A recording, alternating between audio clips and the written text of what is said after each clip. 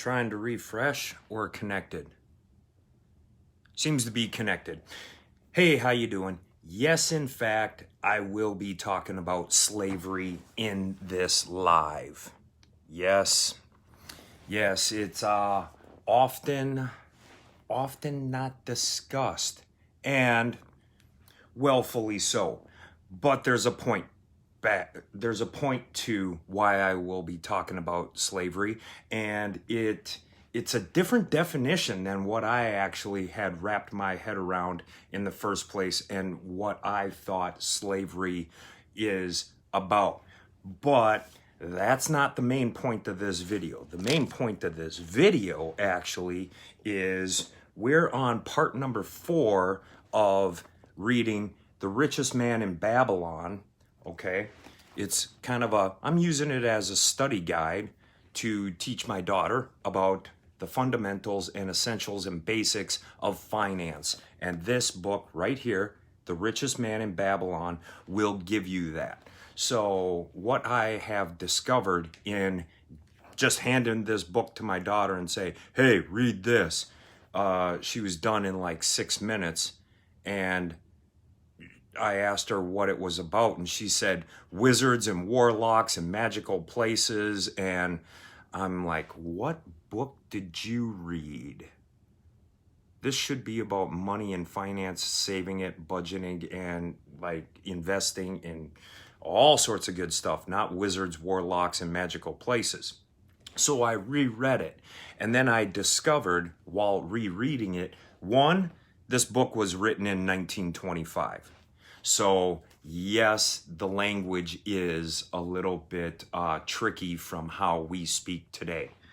Another part that I found is that since it's written in 1925 and it's about Babylon, they go to an ancient way of talking and speaking, which is kind of crazy to wrap your head around. So I decided to read it to her, take notes, and shoot some Facebook Lives, shoot some YouTubes, and describe in how I see it in my language, which might be a little bit easier to understand. So that's where we're at, and that's what we're doing. So today we're going to be discussing the tablet section of the book, and there's 5 of them. Now I'm going to tell a story, but this is where slavery comes in. Now, I'm going to read to you from the book on their definition of slavery. And it's a little different. Well, it's actually a lot different than my perception and quite possibly your perception of what slavery is. So here it goes. Here's the definition of slavery. And this is right out of the book. Slave customs in ancient Babylon, though they may seem inconsistent to us, were strictly regulated by law. For example, a slave could own property of any kind, even other slaves upon which his master had no claim. So slaves could own slaves. Slaves could own property. Slaves intermarried freely with non-slaves. Children of free mothers were free. Most of the city's merchants were slaves. Many of these were in partnership with their masters and wealthy in their own right. Okay, so a slave could be in partnership with the master, and the slave could own their own right, according to The Richest Man in Babylon. Now, that's just giving you a context of what we're talking about. In no way, shape, or form is this a video about, hey, slaves are great. It's not where we're going. It's a story about finance and money, okay? Just to be crystal clear, it's a story about finance, money, and fundamentals. Now, we're going to get into the 5 tablets. So in this book, the character finds himself being non-disciplined in a point in time in his life with money, frivolous spending habits. He's not saving. He's at the gambling tables. You know, they call it gambling or gaming houses, which is, hey, casinos, pull tabs, hey, let me get one of those scratchies, you know, that type of deal. So he's not disciplined in his spending habits, and he's spending it all. He gets to the point where he's going to the city's money lenders and borrowing money. Because at one point in time, he was a good earner. So he was able to get money lent to him. Finally came the point in time where he could not pay back his money lenders. And people were starting to get a little bit pissed because he couldn't repay back his debts. And he's living in Babylon, okay? So because he can't pay his debts, he decides to book out of town, take no responsibility for trying to pay back his debts. He just books. He moves to a different city, where he was found upon and turned into a slave himself. Okay, so now he's turned into a slave himself because of his outstanding debts. His outstanding debts in Babylon the situation he finds himself in is now he's a slave. So he gets his master and whatever, and it doesn't really give a time frame, but maybe a couple of years.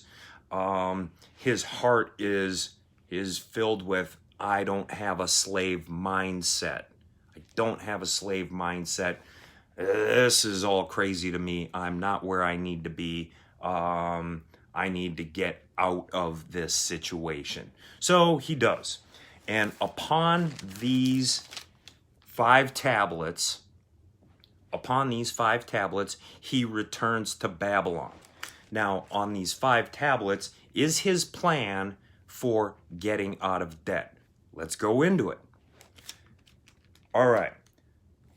Tablet number 1. Excuse me. Tablet number 1. Budgeting. He came up with a budget.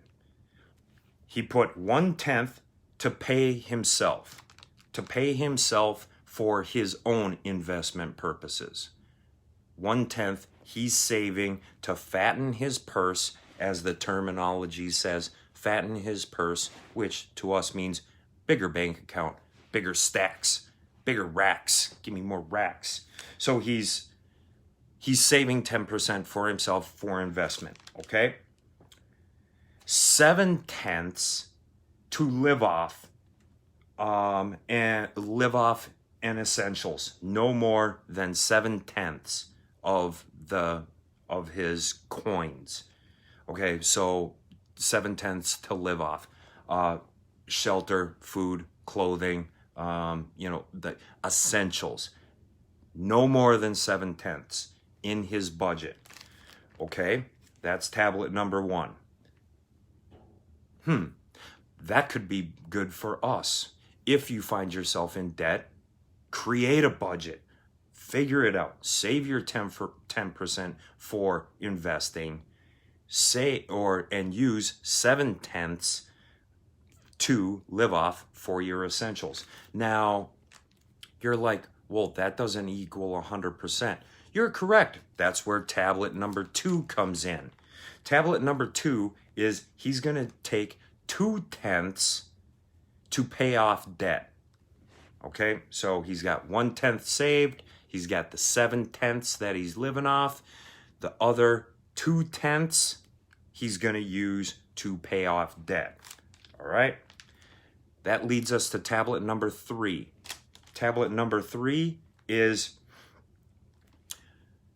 when he got back into Babylon, when he returned to Babylon.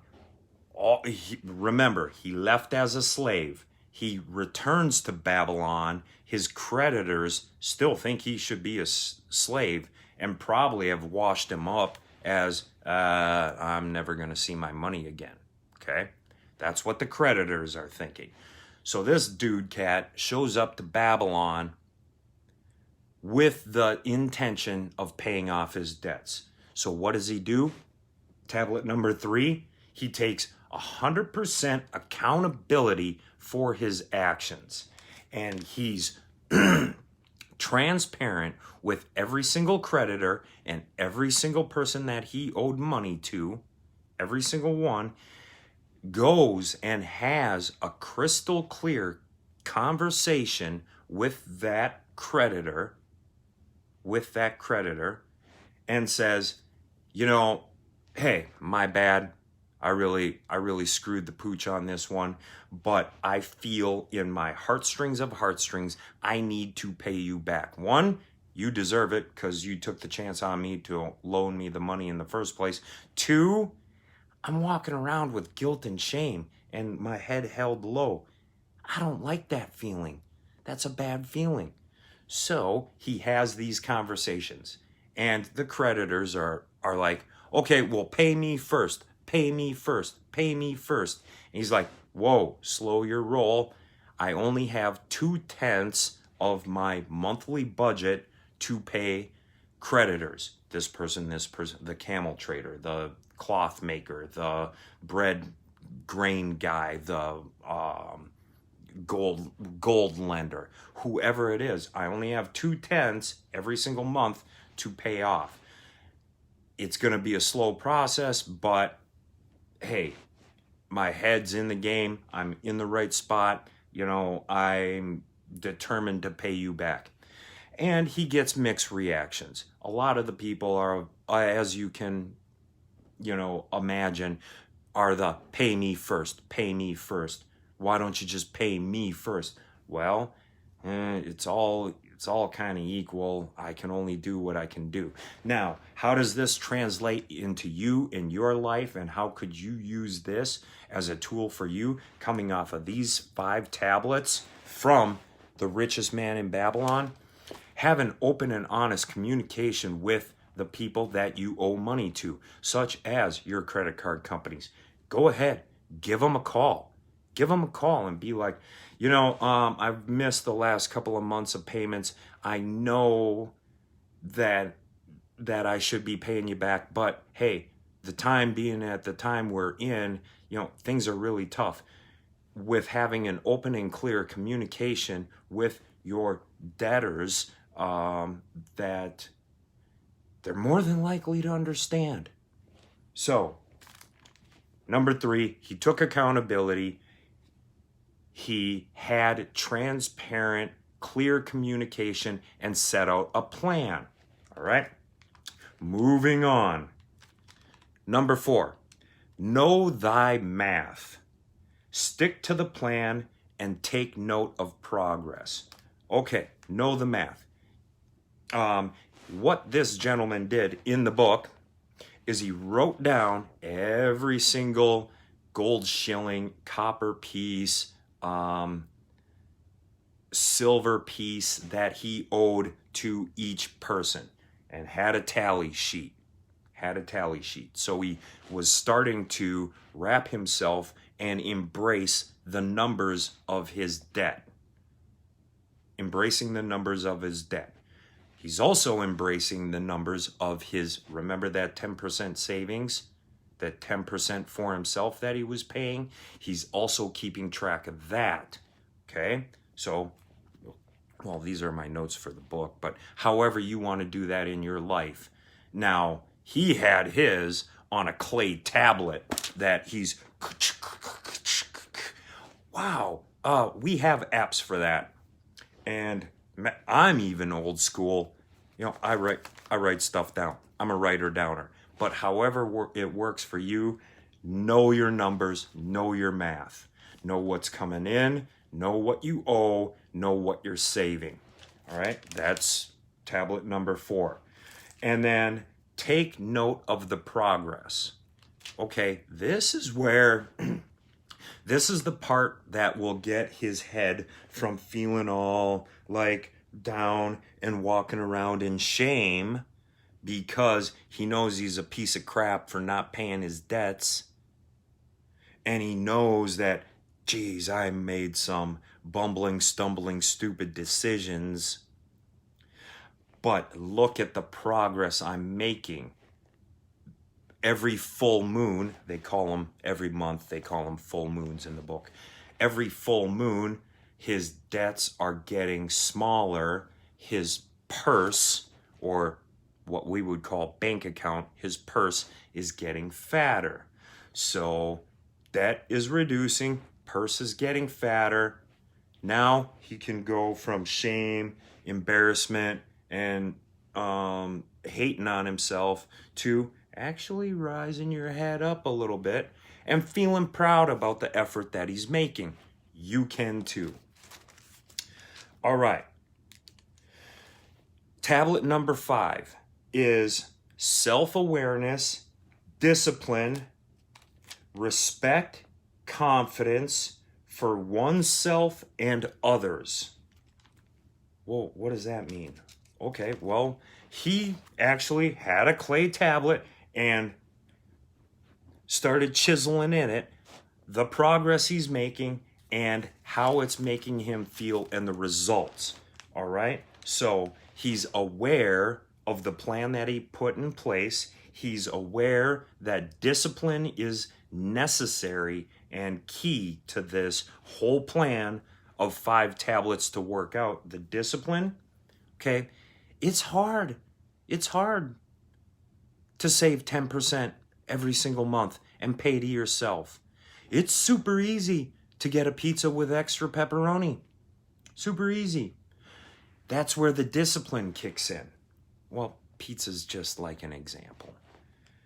The self-respect and confidence for himself, now the head, way down there below earlier, is rising up. He got a little pep in his step. That's the self-confidence from the discipline, taking action, and working the plan. That's where that came from. Not only, well, probably the most important is for himself.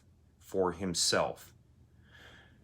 Because when it's all said and done, how awesome does it feel to have respect and confidence in your ability and you? Oh, he also noticed that he was getting respect, admiration, and confidence back from the community which he lived in. That not too long ago, he was banned out of the community for being too much in debt and turned into a slave. Now, back in the community with the plan in place, paying off his debts, people have a little bit more self-respect for him and confidence in him. So that's what I got. All right. Quick little recap from his 5 tablets. Budgeting, the 2/10, tablet number 2, the 2/10 for paying off the debt. 3, crystal clear communication and 100% accountability. 4, knowing the math, know your numbers. And self-awareness, discipline, work the plan, respect, and confidence in yourself and from others. If this was helpful and this was valuable, please like it, share it, subscribe, smash that subscribe button. Since we're talking about math fundamentals, smashing the subscribe button is free and takes you a quarter of a second. So that'd be awesome if you were to do that for me. If you feel that somebody else could gain value from this information, share it with them. Super love you if you did. That's cool of you. All right, the next one I'm going to be doing, so pay attention. So if you're subscribed and you have the little bell notification, you'll know when I'm talking about next time from this book, The Richest Man in Babylon.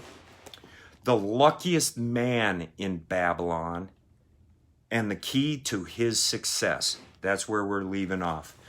Till next time, Ryan J. Make it an epic day. Stay safe, stay healthy, stay happy, and get your mind right around your finances. Thanks. Bye.